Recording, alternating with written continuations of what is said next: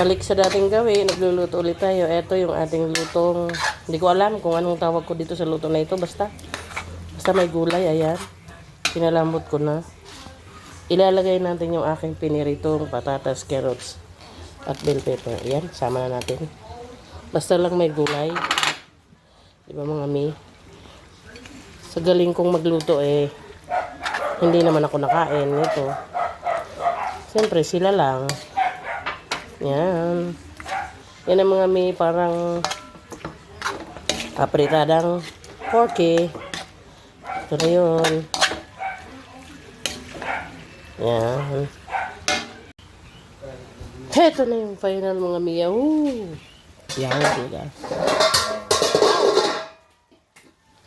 Sorry naman po. Hindi po galit. Ano na mga mi? Prove na ba to sa inyo? Yan. Yan ang ulam nila today's evening. Yan ang ulam nila, mga mi. Taob na naman yata yung kaldero ko nito sa anak ko. Paborito niya to, basta mga ganito. Yan mga mi.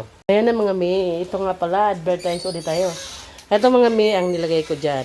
Pag ito ginamit mo dyan, sa lahat ng mga lulutuin natin, pag ito ginamit natin yan, hindi na tayo kailangan magtoyo, maglagay ng magic sarap, maglagay ng kung ano-anong pampasarap.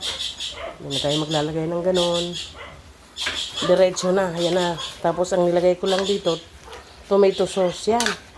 Nakita nyo, hindi nyo na kailangan maglagay ng toyo. Hindi nyo kailangan maglagay ng magic sarap, oyster sauce. Kasi mga mi, nandito na lahat yan. Dito na lahat yan mga mi. Eto. Napakasarap niya mga mi. Nandiyan, templado na yan. Hindi nyo na kailangan mga ganyan. Kaya mga mi, order na kayo. Nasa yellow basket ko yan. Yan mga mi.